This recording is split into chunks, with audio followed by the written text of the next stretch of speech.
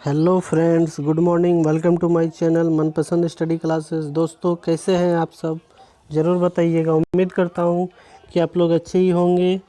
तो चलिए, आज हम अपना सीडीपी का 19वां चैप्टर कंटिन्यू करेंगे, जिसमें हम एएच हेराल्ड मैस्लो के बारे में पढ़ेंगे, उनके सिद्धांतों के बारे में जानेंगे और उनसे जुड़े हुए कुछ सवालों को सॉल्व भी करेंगे। तो चलिए, बिना देर किए हुए हम लोग अपना क्लास को कंटिन्यू करते हैं। दोस्तों, इससे पहले मैंने सीडीपी के 18 चैप्टर को अपलोड कर चुका हूं। यदि वो आप वीडियो आपने नहीं देखा है तो मेरे चैनल पर जाकर वो सभी वीडियो आप देख सकते हैं। तो चलिए, बिना देर किए हुए हम लोग अपना क्लास को कंटिन्यू करते हैं। जैसे कि आप लोग स्क्रीन पे देख पा रहे होंगे, Abraham Herald Maslow. AH Maslow का पूरा नाम अब्राहम हेराल्ड मैस्लो था। कभी कभी आता है अब्राहम मैस्लो, कभी आता है अब्राहम हेराल्ड मैस्लो, तीनों एक ही है। आप लोग इसको ध्यान में रखिएगा। केवल मैस्लो भी आए तो वही नाम है, अदल बदल के नाम आते रहता है। यह एक मनोवैज्ञानिक थे अमेरिका के। इनका जन्म 1908 में और मृत्यु 1970 में हुआ था। इन्होंने जो अपना सिद्धांत दिया था, वो सिद्धांत पदानुक्रमित आवश्यकता का सिद्धांत को 1954 में दिए थे। और बहुत से नाम अभी ऊपर में लिखा हुआ है, आप लोग पढ़ के देख सकते हैं। चलिए, मैं पढ़ के बता देता हूँ क्या क्या सिद्धांत था। सब एक ही सिद्धांत है, लेकिन अलग अलग नाम अलग अलग रूप में लिखा गया है। तो पहला है पदानुक्रमित आवश्यकता का सिद्धांत, दूसरा है मांग आपूर्ति आवश्यकता का सिद्धांत, तीसरा है नाभिकीय आवश्यकता सिद्धांत, चौथा है स्व यथार्थीकरण आवश्यकता सिद्धांत, पांचवा है मानवतावादी सिद्धांत, छठा है आवश्यकता का सोपानकी सिद्धांत, सातवां है आत्मसिद्धि का सिद्धांत, आठवां अभिप्रेरणा सिद्धांत, नौवां है प्रेरणा का पदानुक्रम सिद्धांत। सब एक ही नाम है, सब उपनाम है। पदानुक्रमित आवश्यकता का सिद्धांत जो पहला है, उसी का सब उपनाम है। तो कोई भी आए नाम, मेरा प्रतिपादक यदि पूछा जाए इनमें से किसी का भी, तो जवाब होना चाहिए मैस्लो। उसके बाद उन्होंने जो अपना पुस्तक लिखा था, उस पुस्तक, दो प्रकार के पुस्तक लिखा था। एक पुस्तक का नाम a theory of human motivation और दूसरा पुस्तक का नाम मोटिवेशन एंड पर्सनालिटी। तो पहली पुस्तक के आधार पे इन्होंने प्रेरणा का सिद्धांत जितना है, अभी प्रेरणा का सिद्धांत, आवश्यकता का पदानुक्रमित सिद्धांत, तो पहली पुस्तक के आधार पे ही उन्होंने दिया था। पहली पुस्तक क्या था? A theory of human motivation. इसी पुस्तक के आधार पर उन्होंने अपना सिद्धांत दिए थे। उसके बाद देखिए, बाएं तरफ लिखा हुआ है जनक। इन्हें जनक कहा जाता है। किस चीज़ का जनक माना जाता है? मानवतावादी सिद्धांत का इन्हें जनक माना जाता है। उसके बाद हम लोग नीचे अब चलेंगे, नीचे देखेंगे क्या है। नीचे उन्होंने चर्चा की थी 5 प्रकार की आवश्यकता पर। 5 प्रकार की आवश्यकता मानव जीवन में बताए हैं, हम लोग अभी आगे पढ़ेंगे। तत्काल इनके 2 कथन लिखे हुए हैं, मतलब कि 2 कथन जो है मैस्लो साहब के, उसको हम लोग पढ़ लेते हैं। आगे हम लोग 5 प्रकार की आवश्यकता पर चर्चा करेंगे। तो कथन इनका पहला है, व्यक्ति की आवश्यकता है उसे सीखने के लिए प्रेरित करती है, पहला कथन है। दूसरा कथन, अधिगम हेतु मानव के समान व्यवहार किया जाना चाहिए, मशीन अथवा पशु के समान नहीं। ये 2 कथन मैस्लो साहब का है, याद रखिएगा, बहुत इंपॉर्टेंट है एग्जाम की दृष्टि से। आगे चलते हैं। उन्होंने आवश्यकता जो 5 प्रकार की है, उसको एक डायग्राम के रूप में, एक पिरामिड के रूप में बताया है। हम लोग समझने का कोशिश करेंगे। पहली जो आवश्यकता है मानव का, वो है शारीरिक आवश्यकता, जिसे साइकोलॉजिकल नीड्स कहते हैं। दूसरा है सुरक्षा की आवश्यकता, जिसे सेफ्टी नीड्स कहा जाता है। तीसरा है स्नेह एवं संबंध की आवश्यकता, जिसे सोशल नीड्स कहते हैं। चौथा है सम्मान की आवश्यकता, जिसे स्टीम नीड्स कहते हैं। और पाँचवा आत्मसिद्धि का आवश्यकता, जिसे सेल्फ एक्चुअलाइजेशन नीड्स कहते हैं, पाँचवा है। तो इस सब के बारे में हम लोग बारी बारी से चर्चा करेंगे। तत्काल जान लीजिए कि 85% व्यक्ति जो है वो शारीरिक आवश्यकता यानी साइकोलॉजिकल नीड्स को पूरा कर लेता है। 70% आदमी सुरक्षा की आवश्यकता को पूरा कर लेता है। 50% आदमी जो है स्नेह व संबंध की आवश्यकता को पूरा करता है। 40% व्यक्ति सम्मान की आवश्यकता को पूरा करता है। और अंतिम है 10%, वो केवल व्यक्ति ही आत्मसिद्धि का आवश्यकता या सेल्फ एक्चुअलाइजेशन नीड्स को पूरा कर पाता है। उसके बाद हम लोग देखेंगे इधर बाईं ओर निम्न स्तर की आवश्यकता, 1 से 3 तक की जो आवश्यकता है, यानी शारीरिक आवश्यकता, सुरक्षा की आवश्यकता और स्नेह एवं संबंध की आवश्यकता, 1 से 3 की आवश्यकता को क्या नाम दिया गया? निम्न स्तर की आवश्यकता। 1 से 3 तक की आवश्यकता को हम लोग निम्न स्तर की आवश्यकता मानेंगे और चौथा और पाँचवा को उच्च स्तर की आवश्यकता हम लोग कहेंगे। तो चलिए, इतना तो आप लोग समझ चुके हैं। अब हम लोग आगे चलते हैं, इनके बारे में थोड़ा डिटेल से जानते हैं। पहला है शारीरिक आवश्यकता, जो 1 नंबर की आवश्यकता है। शारीरिक आवश्यकता क्या होती है? जो वस्तुएं दैनिक जीवन के लिए जरूरी है, यह व्यक्ति की पहली आवश्यकता होती है। ये आवश्यकता पूरी होने पर ही व्यक्ति आगे की आवश्यकता के बारे में सोचते हैं। इनके उदाहरण है भूख, प्यास, नींद, विश्राम आदि। शारीरिक आवश्यकता मतलब हमारे दैनिक जीवन में जो भी नीड्स होती है, जो भी आवश्यकता है जीवन जीने के लिए, वो शारीरिक आवश्यकता है। जैसे हम लोग का भूख, प्यास, नींद, विश्राम, ये सब हम लोग को डेली चाहिए और हम लोग के शरीर की आवश्यकता, ये प्राकृतिक आवश्यकता है। इसे हम लोग शारीरिक आवश्यकता या साइकोलॉजिकल नीड्स कहते हैं। साइकोलॉजिकल नीड्स के बारे में आप लोग जान चुके हैं। अब दूसरा आता है हम लोग का सुरक्षा की आवश्यकता। सुरक्षा की आवश्यकता 70% व्यक्ति पूरा कर पाता है। इसमें थोड़ा देख लीजिए। शारीरिक आवश्यकता पूरी होने के बाद व्यक्ति अपनी सुरक्षा के बारे में सोचता है, जो निम्न है: व्यक्तिगत सुरक्षा, वित्तीय सुरक्षा, स्वास्थ्य, दुर्घटना और बीमारी से सुरक्षा। जाहिर सी बात है, जब व्यक्ति का अपना शारीरिक आवश्यकता पूरा हो रहा है तो उसके बाद वो उस सब के बारे में सुरक्षा चाहता है कि मेरा कैसे ये सब चीज़ सुरक्षित रहे। यानी व्यक्तिगत अपनी खुद की सुरक्षा, मेरी वित्तीय सुरक्षा जो कि धन दौलत है उसकी सुरक्षा, स्वास्थ्य की सुरक्षा, दुर्घटना की सुरक्षा, बीमारी से सुरक्षा, ये सब की सुरक्षा चाहता है। उसके आगे हम लोग देखेंगे कौन सा सुरक्षा था, स्नेह एवं संबंध की आवश्यकता। जब 2 प्रकार की आवश्यकता पूरा कर लिया तो तीसरा आता है स्नेह एवं संबंध की आवश्यकता। स्नेह एवं संबंध की आवश्यकता में आता है कि सुरक्षा की आवश्यकता के बाद व्यक्ति को दूसरों से प्रेम भाव और संबंध की आवश्यकता होती है। व्यक्ति के अंदर परिवार या समाज का सदस्य बनने की आवश्यकता होती है। इसे सामाजिक आवश्यकता भी कहते हैं। इसका मतलब ये है कि जब व्यक्ति अपना जो पहली और दूसरी स्टेज की आवश्यकता है उसको पूरा कर लेने के बाद वो समाज से अब सम्मान की आवश्यकता चाहता है। समाज में अपना कुछ प्रतिष्ठा, पद प्राप्त करना चाहता है। इसे ही सामाजिक आवश्यकता भी कहते हैं। स्नेह एवं संबंध की आवश्यकता को सामाजिक आवश्यकता भी कहते हैं। हम लोग तीसरे नंबर पे थे, स्नेह एवं संबंध की आवश्यकता, जिसे सामाजिक आवश्यकता कहते हैं। अब चौथा आता है सम्मान की आवश्यकता।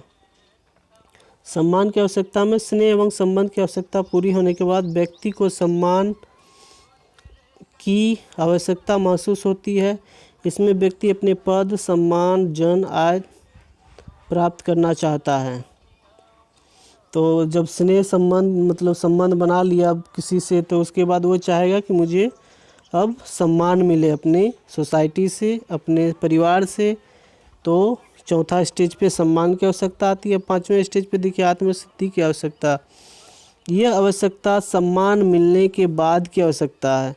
मतलब चौथा स्टेज की जब वो प्राप्त कर लेता है तो उसके बाद आत्मसिद्धि की आवश्यकता आती है। यह केवल 10% व्यक्ति को ही आवश्यकता महसूस होती है।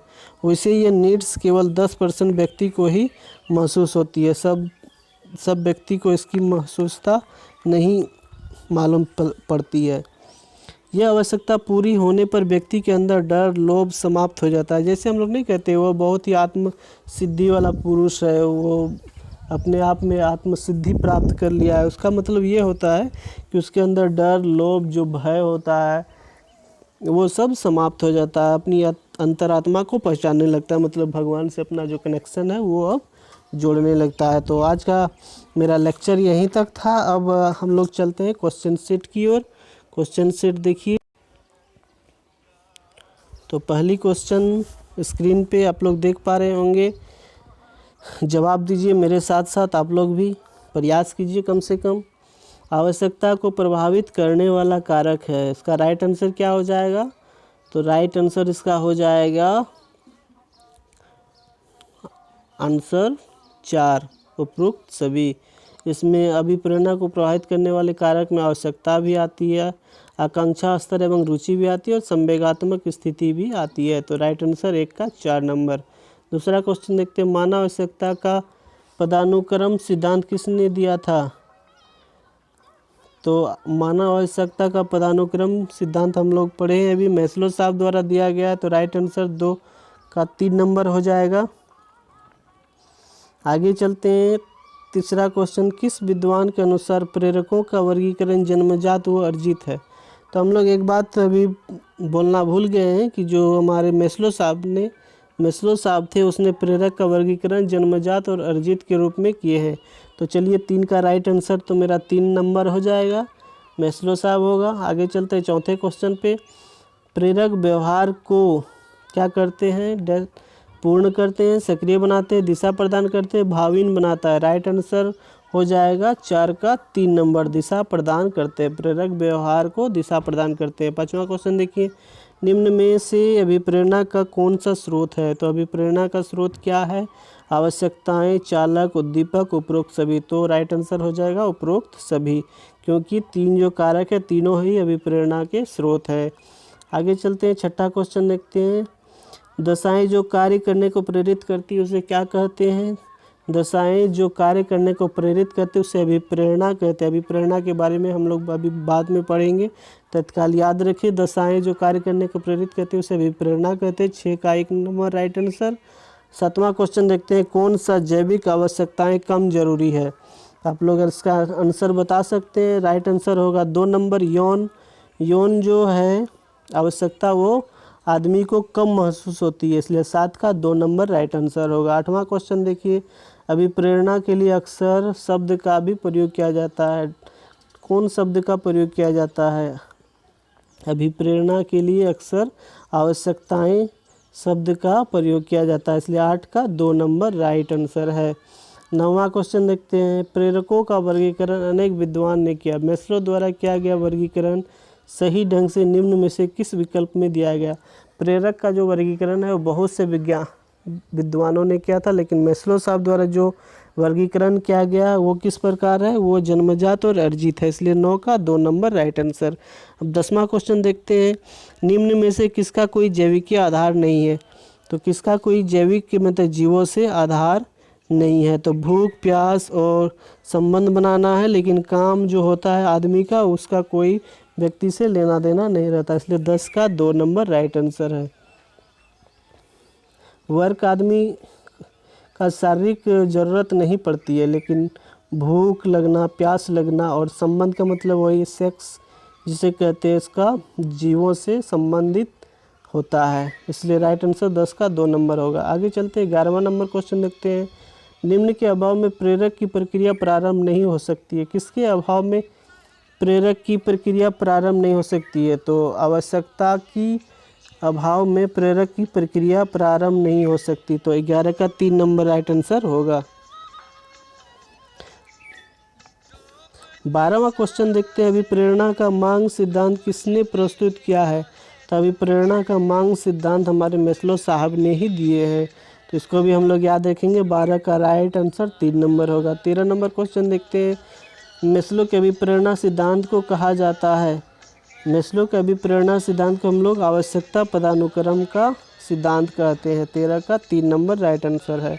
14 नंबर क्वेश्चन देखते हैं, प्राथमिक आवश्यकताओं को डैश आवश्यकता से भी जाना जाता है? तो प्राथमिक आवश्यकता जो है वो हमारी दैहिक आवश्यकता कहलाती है, इसलिए 14 का 2 नंबर राइट, मतलब देह से संबंधित, हमारे शरीर से संबंधित शारीरिक आवश्यकता या दैहिक आवश्यकता भी कहते हैं, इसलिए 14 का 2 नंबर राइट आंसर है।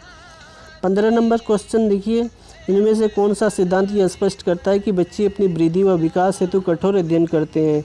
तो ये कथन है हमारे मैस्लो साहब का, इसको हम लोग याद रखेंगे। 15 का 1 number right answer. 16 number question देखिए, निम्नलिखित में से कौन सा सिद्धांत अब्राहम मैस्लो द्वारा दिया गया? तो चारों पढ़िए, कौन सा सिद्धांत दिया गया मैस्लो द्वारा? तो वो है 3 नंबर पदानुक्रमित आवश्यकता का सिद्धांत, इसलिए 16 का 3 नंबर राइट आंसर है। 17 नंबर क्वेश्चन देखिए, निम्न में से कौन सी आवश्यकताएं मूल आवश्यकता या प्रथम आवश्यकता या सर्वश्रेष्ठ आवश्यकता कहलाती है? तो वो है हमारी पहली आवश्यकता क्या थी, 1 नंबर वाली आवश्यकता, वो था शारीरिक आवश्यकता है, हम लोग को याद है, इसलिए 17 का 1 नंबर राइट आंसर होगा। 18वां क्वेश्चन देखते हैं, किनका कथन है, व्यक्ति की आवश्यकता ही उसे सीखने के लिए प्रेरित करती है। तो ये कथन हमारे मैस्लो साहब का, इसलिए 18 का 3 नंबर राइट आंसर। आगे चलते हैं, 19वां क्वेश्चन देखते हैं, निम्न में से कौन सा सिद्धांत मैस्लो द्वारा नहीं दिया गया है। तो चारों पढ़िए कौन सा नहीं दिया गया, तभी प्रेरणा सिद्धांत 1 नंबर दिया गया है, पदानुक्रमित आवश्यकता का सिद्धांत वो भी दिया गया है, आत्मसिद्धि का सिद्धांत वो भी दिया गया, लेकिन प्रेक्षणात्मक का सिद्धांत वो नहीं दिया गया, इसलिए 19 का राइट आंसर 4 नंबर होगा। 20वां क्वेश्चन, मैस्लो के अनुसार मूल आवश्यकताएं कितने प्रकार की होती है। तो मूल आवश्यकताएं को उसने कितने प्रकार से विभाजित की, तो 5 प्रकार से। तो राइट आंसर 20 का 1 नंबर होगा। अब 21वां क्वेश्चन देखते हैं, मानवतावाद अधिगम सिद्धांत किसने दिया है। तो वो है हमारे मैस्लो साहब, इसलिए किसका 3 नंबर राइट आंसर। 22वां क्वेश्चन देखिए, मैस्लो द्वारा प्रतिपादित आवश्यकताओं का विकास कैसे होता है। तो हम जो पढ़े थे कि वो जो आवश्यकता वो कैसे विकास करता है, तो निम्न स्तर से उच्च स्तर की ओर जाती है। 1 नंबर, 2 नंबर और 3 नंबर जो आवश्यकता थी वो निम्न स्तर की थी, और चौथी और पाँचवीं आवश्यकता जो थी वो उच्च स्तर की थी, इसलिए निम्न स्तर से उच्च स्तर की ओर। 22 का राइट आंसर 3 नंबर हो जाएगा। आगे चलते हैं, 23 नंबर क्वेश्चन देखते हैं, मोटिवेशन एंड पर्सनालिटी पुस्तक किसने लिखी है। तो मोटिवेशन एंड पर्सनालिटी पुस्तक हमारे मैस्लो साहब द्वारा लिखा गया है, इसलिए 23 का 3 नंबर राइट आंसर होगा। आगे चलते हैं, 24वां क्वेश्चन अब्राहम मैस्लो से संबंधित है, किनसे संबंधित, संज्ञानवाद उपागम, मानवतावाद उपागम, व्यवहारवाद उपागम, इनमें से कोई नहीं। तो मानवतावाद उपागम से संबंधित रखते थे, इसलिए 24 का 2 नंबर राइट आंसर होगा। 25वां क्वेश्चन और अंतिम क्वेश्चन, सुरक्षा की मांग में भूख और प्यास अभिप्रेरक है। तो भूख और प्यास जो होता है सुरक्षा की मांग में भूख और प्यास कौन सा अभिप्रेरक होता है, तो हमारा प्राकृतिक अभिप्रेरक है, इसलिए 25 का 4 नंबर राइट आंसर। दोस्तों उम्मीद करता हूँ ये वीडियो आपको बहुत पसंद आया हो, यदि पसंद आया तो लाइक कर ले, मेरे चैनल को सब्सक्राइब करके बेल आइकन को दबा ले, ताकि आगे आने वाले वीडियो का नोटिफिकेशन भी आपको जल्द मिलता रहे। मेरे वीडियो देखने के लिए आप लोग का बहुत बहुत धन्यवाद।